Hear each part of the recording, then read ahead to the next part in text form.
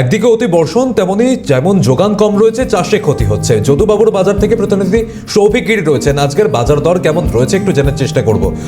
সৌভিক, বাজার দর কেমন রয়েছে? শাক থেকে সবজির তার মূল্য কেমন? সাধারণ মানুষ, ক্রেতা বিক্রেতারা কি বলছেন?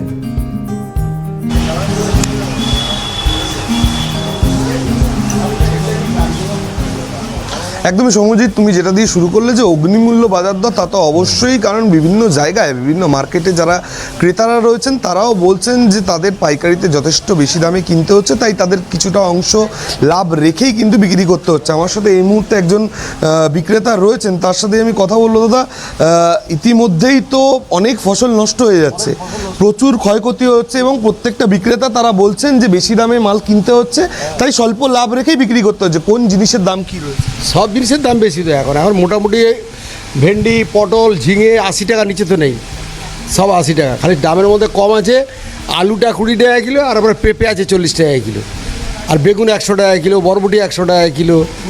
হ্যাঁ, ফুলকপি তো আরও তুঙ্গে, মিডিয়াম সাইজ হলে 50-60 টাকা, তার বড় হলে 80-90। এগুলো সব দাম বেশি এখন সব।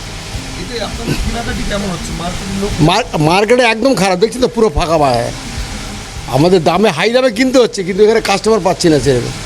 আমাদের হাই দামে কিনতে, দোকানে খরচা কত, একটা দোকানে 2জন লোক থেকে 1000 টাকা খরচা আছে ডেলি, তো কত টাকা বিক্রি হলে 1000 টাকা বোঝা যাচ্ছে সৌভিক যে যেহেতু চড়া দামে তাদেরকে কিনতে হচ্ছে এবং সেভাবে চড়া দামে আবার বিক্রিও করতে হচ্ছে, তার জন্য তেমন ক্রেতার দেখা তারা পাচ্ছেন না। আপাতত ধন্যবাদ জানাচ্ছি সৌভিক তোমাকে।